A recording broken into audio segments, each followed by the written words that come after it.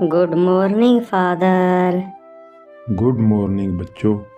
कैसे हो तुम सब? हम सब ठीक हैं फादर। फादर, हमारा सच्चा पड़ोसी कौन होता है? हमारा सच्चा पड़ोसी वही होता है जो मुसीबत के वक्त हमारे काम आए। चलो मैं तुम्हें एक कहानी सुनाता हूँ कि जीसस इसके बारे में क्या कहते हैं। ठीक है फादर। एक समय की बात है जब प्रभु यीशु लोगों को परमेश्वर के राज्य के बारे में सिखा रहे थे। दूर दूर से लोग यीशु की बातें सुनने के लिए आए हुए थे। कुछ मछुआरे, कुछ खेती करने वाले लोग और कुछ बच्चे, बुजुर्ग, सभी उस जगह पर यीशु को सुनने के लिए आए हुए थे। उसी भीड़ में एक काफ़ी विद्वान व्यक्ति खड़ा हुआ था। वह धर्म की किताबें पढ़ा करता था और लोगों को सही गलत के बारे में बताया करता था। वह सोच रहा था कि क्यों ना मैं यीशु से कोई कठिन प्रश्न पूछूं। यदि यीशु जवाब ना दे पाए तब सब लोग उसे बहुत सम्मान देंगे। फिर सोचते ही सोचते वह यीशु के पास बढ़ा और उसने यीशु से पूछा, हे गुरुजी, मैं क्या करूँ कि अनंत जीवन पाऊँ? यीशु उसकी तरफ देखे और मुस्कुराए और कहे, तुम व्यवस्था में क्या पढ़ते हो? तुम खुद कैसे समझते हो? तब उस व्यक्ति ने उत्तर में कहा, हमें अपने पूरे मन से और अपनी पूरी आत्मा, अपनी पूरी शक्ति और अपनी पूरी समझ और दिल से प्रेम करना चाहिए और अपने पड़ोसी से उसी तरह प्रेम करना चाहिए जैसे हम खुद से करते हैं। तब यीशु ने सर हिलाया और कहा, तुमने सही कहा। अगर तुम ऐसा ही करोगे तो जीवन पाओगे। पर इसके बाद भी वह व्यक्ति संतुष्ट ना हुआ। वह खुद को अभी भी सही साबित करना चाहता था। इसलिए उसने यीशु से फिर से एक प्रश्न पूछा, लेकिन मेरा पड़ोसी कौन है? लोग काफ़ी उत्सुक हो गए। सबकी नज़रों में यही प्रश्न घूम रहा था कि आखिर हमारा पड़ोसी कौन है? क्या सिर्फ वही जो हमारे पास रहता है? सिर्फ वही जो हमारे जैसा है? या कोई और हमारा सच्चा पड़ोसी है? तब यीशु ने कोई जवाब सीधे सीधे ना बताते हुए एक कहानी सुनाई, क्योंकि कहानियों के द्वारा किसी गहरी बात को समझना बहुत आसान होता है। तब यीशु ने कहा, एक व्यक्ति यरूशलेम से यरीहो की तरफ जा रहा था। बीच का रास्ता पहाड़ी और सुनसान और संकरा था। उस रास्ते में बहुत से डाकू छुपे रहते थे, इसलिए ज़्यादातर लोग उस रास्ते से अकेले जाने से डरा करते थे। लेकिन उस दिन वह व्यक्ति अकेले ही जा रहा था। जब वह व्यक्ति एक मोड़ पर पहुंचा, तब डाकू पहाड़ों से निकलकर उस पर टूट पड़े। उन डाकुओं ने उसका सारा सामान छीन लिया और उसे मारा पीटा और अधमरा कर कर छोड़ कर चले गए।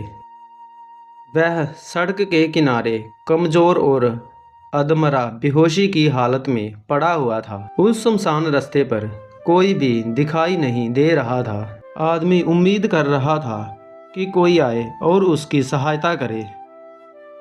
कुछ समय बाद रास्ते से एक धार्मिक व्यक्ति आया, एक याजक जो मंदिर में सेवा किया करता था।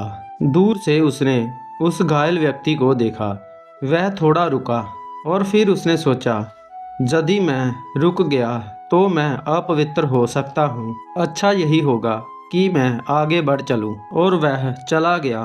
उसने उस व्यक्ति की कोई मदद नहीं करी। थोड़ी देर बाद एक और धर्मगुरु आया। वह भी मंदिर में सेवा किया करता था।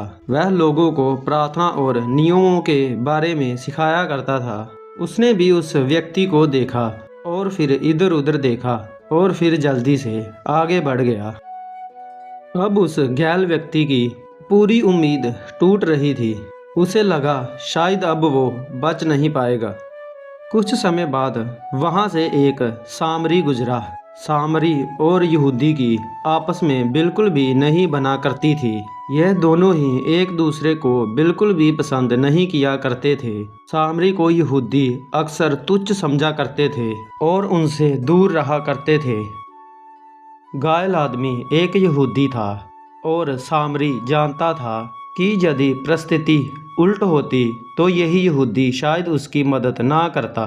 पर जब सामरी ने उस घायल व्यक्ति को देखा तो उसका हृदय पिघल गया। उसके भीतर दया आई। उसने नहीं देखा कि यह व्यक्ति किस जाति का है, कौन है, कैसा है। उसने यही देखा कि सामने एक व्यक्ति घायल पड़ा है जिसे मदद की ज़रूरत है और मुझे उसकी मदद करनी चाहिए। वह व्यक्ति दौड़कर उसके पास गया।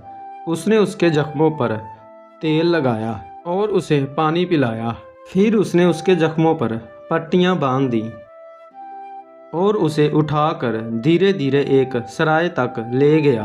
सराय में उसने एक कमरे का इंतजाम किया। रात भर वह उसकी सेवा करता रहा, उसे पानी पिलाया और उस पर मरहम लगाई जैसे एक सच्चा पड़ोसी करता। अगले दिन जब वह सामरी आगे बढ़ने लगा तब उसने सराय के मालिक को पैसे देकर कहा, भाई इसकी अच्छी देखभाल करना और जो भी पैसा तुम्हारा और बने मैं लौटते समय चुका दूंगा। फिर वह अपने रास्ते आगे बढ़ गया। उसने किसी पुरस्कार या किसी धन्यवाद की उम्मीद नहीं करी। उसने सिर्फ इंसानियत के कारण सहायता करी थी। तब ये कहकर यीशु ने उस विद्वान से पूछा, अब बताओ उन तीनों में से उस घायल व्यक्ति का सच्चा पड़ोसी कौन था?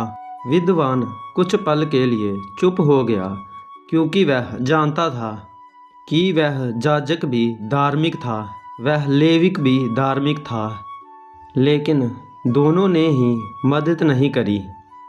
लेकिन वह सामरी जिससे लोग नफरत करते थे उसने दया दिखाई। फिर वह बोला, वही जिसने उस घायल व्यक्ति पर दया दिखाई वही उसका सच्चा मित्र है। तब यीशु ने उससे कहा, जाओ तुम भी ऐसा ही करो। तो बच्चों, अब आप समझ गए होंगे कि सच्चा मित्र या सच्चा पड़ोसी कौन होता है। एक और कहानी सुनाइए ना फादर। नहीं, आज के लिए इतना ही। ठीक है फादर। अगर आपको हमारी वीडियोज़ अच्छी लगती हैं तो वीडियो को लाइक और चैनल को सब्सक्राइब करना ना भूलें। मिलते हैं नेक्स्ट वीडियो में।